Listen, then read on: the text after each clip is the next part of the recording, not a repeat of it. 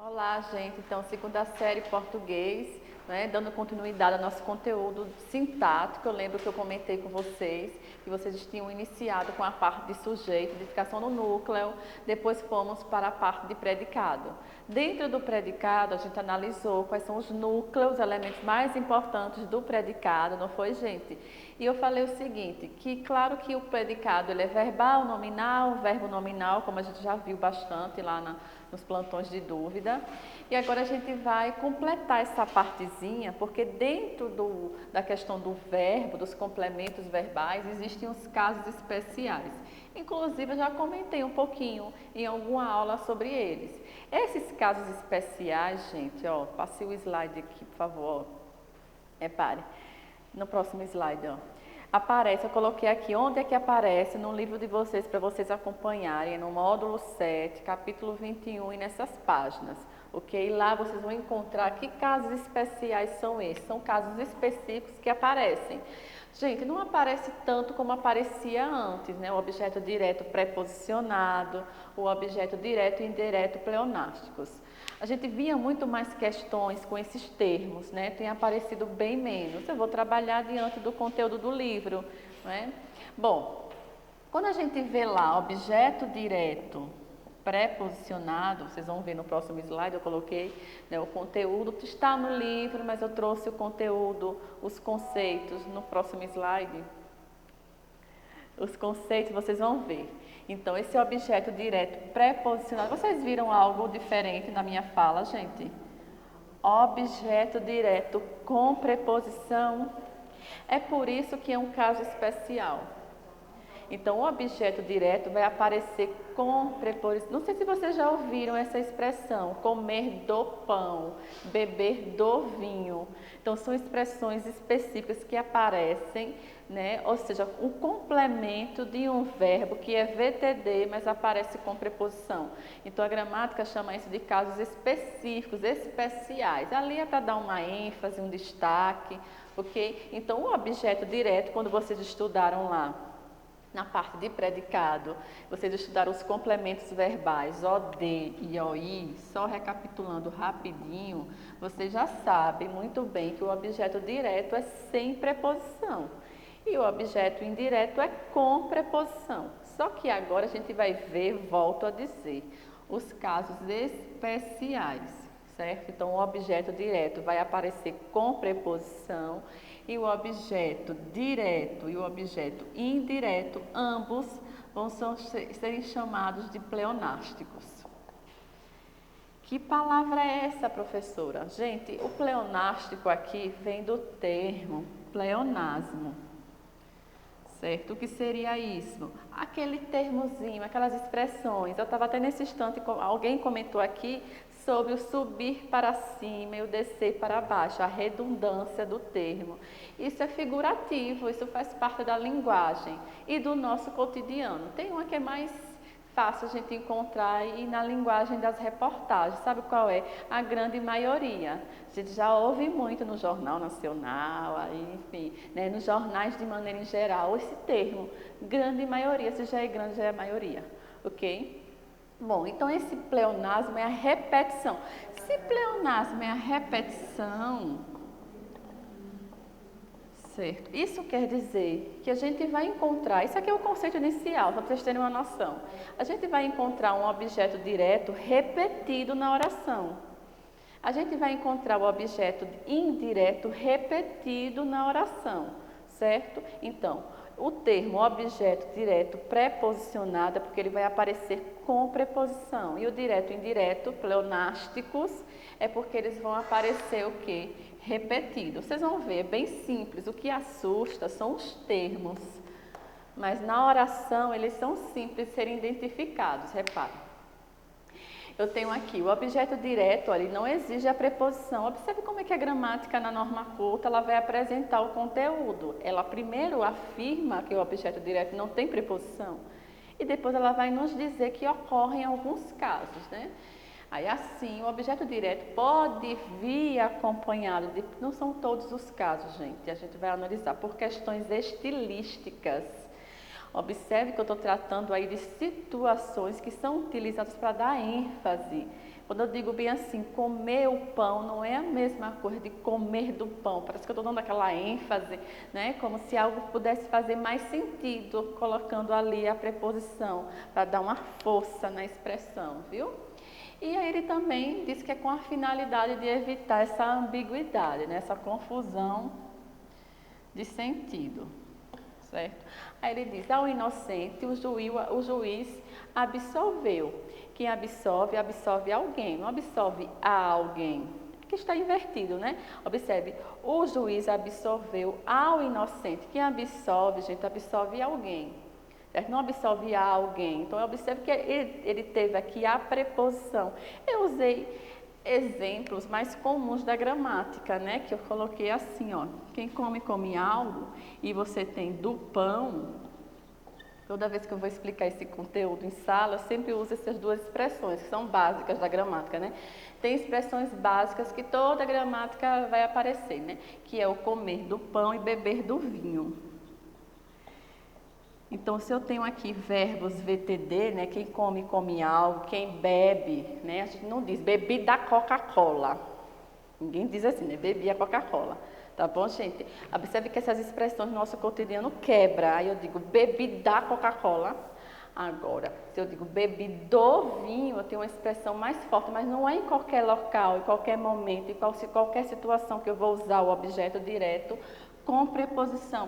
Observe que a gramática, né, ela diz por questões estilísticas. Eu vou introduzir normalmente essas expressões em fragmentos de obras literárias, em poemas, em legendas. Não, nessa partezinha aqui, só reforçando, né, o comer do pão e o beber do vinho são expressões que a gente observa, né, que a gramática quer nos mostrar que é por questões estilísticas que são utilizadas.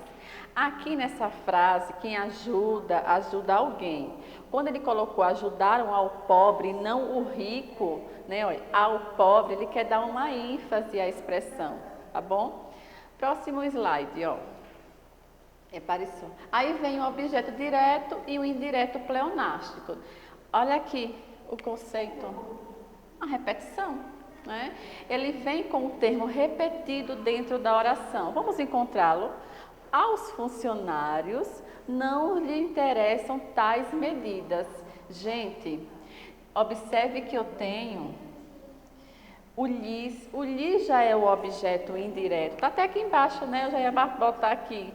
O lhes já é o objeto indireto. E aos funcionários também é o objeto indireto. Então, ele aparece repetidamente. Olha, uma coisa importante para deixar claro, isso aqui não vai para o texto dissertativo argumentativo. Volto a repetir, aqui ele vai trazer as questões estilísticas, contextuais, ok? Aí a gente pode se utilizar dentro dos fragmentos textuais, de repente numa propaganda, em um poema, ou seja, em situações, certo? Ninguém vai ficar repetindo os termos, ele já aparece, então para que repeti-lo, né? Eu tenho aqui, quem lê, lê algo. Lias, esse A aqui já está embaixo, né? Eu vou dizer aqui, ó. Não apareceu, mas eu vou dizer. Esse As aqui já são as cartas. Então, aparece repetida. Aqui é o verbo VTD. Né? Então, quem lê, lê algo. Então, Lias, observe que eu repeti, eu não, né? Foi repetida aqui a informação. Aqui está o objeto direto, o pronome oblíquo, né? Na função de objeto direto, ou seja, complemento do verbo ler. E aqui também o objeto direto. Então, como é chamado esse termo? Objeto direto pleonástico. Aqui eu tenho aí quem cumprimenta, cumprimenta algo, alguém, alguma coisa. Eu tenho aqui esse os enquanto objeto direto e os convidados também novamente como objeto direto. Então essa repetição nada mais é do que o pleonasmo, ok? No próximo slide, ó, aí eu vou responder com vocês, ok? Uma questão e as outras vocês vão fazer em casa, certo? Para que no plantão a gente possa compartilhar. Tem umas pegadinhas aqui propositais para que vocês prestem atenção. Eu só vou assinalar algumas situações, repare. Na primeira questão, entre as alternativas abaixo, aponte a única no enunciado quando a gente vai responder. a gente tem que observar, na verdade, se ele quer uma correta, se ele quer uma errada ou mais de uma. Então, cuidado com os enunciados. Ele quer, na verdade, a única, que um dos elementos dos termos, que um dos termos corresponde à análise dada. Então, vamos lá, ele quer que a gente analise, né? Gente, a gente estudou já que o verbo parecer, ele, quando está indicando uma característica, não é, do sujeito, ele é um verbo de ligação. Vamos ver se isso acontece. Primeiramente, quando a gente encontra uma oração, gente, ó, qual é a diquinha que eu dou nessa questão para vocês entenderem e saber respondê-la? Ordem direta e ordem indireta. O que seria isso, professora? Só relembrando, ordem direta, sujeito, verbo, complemento. Ordem indireta, qualquer ordem, às vezes aparece o adjunto, certo? Adverbial no meio, no início, no final, às vezes aparece o verbo na frente, sujeito depois, ou seja, não tem uma ordem, a ordem direta é qualquer ordem. Ali a gente observa o seguinte, o que pareciam infinitas? As combinações de cores no azul do céu. As combinações de cores pareciam infinitas no azul do céu. Observe que o adjunto adverbial ali, ó, onde que pareciam as combinações infinitas? No azul do céu. Esse aqui, ó, no azul do céu, que é o adjunto adverbial de lugar, eu posso colocá-lo onde eu quiser. Ó, no azul do céu pareciam infinitas as combinações de cores. Posso colocar no meio, se eu quiser, eu posso brincar com ele. Ali apareceu no final, certo? Mas vamos encontrar o sujeito, as combinações de cores. Vou colocar aqui, ó.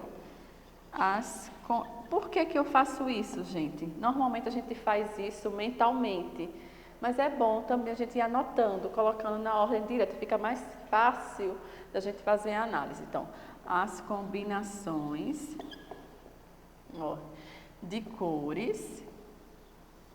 Se eu quisesse, eu colocaria logo aqui o adjunto, colocaria, mas vamos colocar sujeito, verbo e complemento. As combinações de cores pareciam infinitas, olha, infinitas. Aí, no azul do céu, não vou colocar porque a gente não vai querer ele agora, não é? Ele não aparece na análise, ó, ele nem aparece na análise, então nem vou encaixá-lo, porque esse NDA, nenhuma das alternativas acima, essa possibilidade da letra E não ocorre no Enem, certo? O Enem não trabalha com esse tipo de alternativa, com nenhuma das respostas acima, ok? Vocês sempre vão encontrar A, B, C, D, E, em cada alternativa tem uma situação para ser analisada, ok? Mas aí é perfil de vestibular, viu, gente? Então, eu tenho, quem pareciam infinitas? É as combinações de cores, eu tenho aqui o sujeito.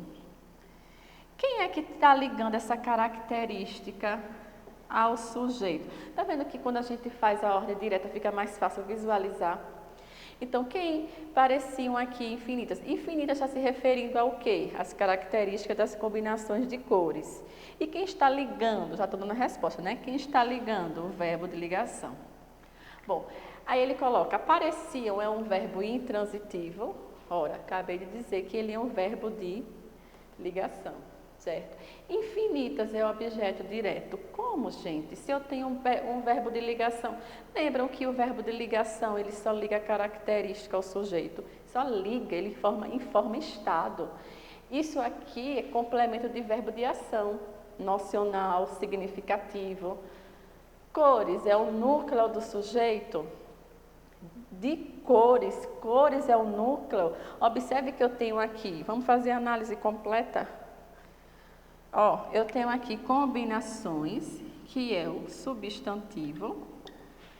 Não é? Por que que eu sei que ele é o substantivo? Aliás, desculpa, porque eu sei que ele é o núcleo, porque se eu retirá-lo, olha, as de cores pareciam.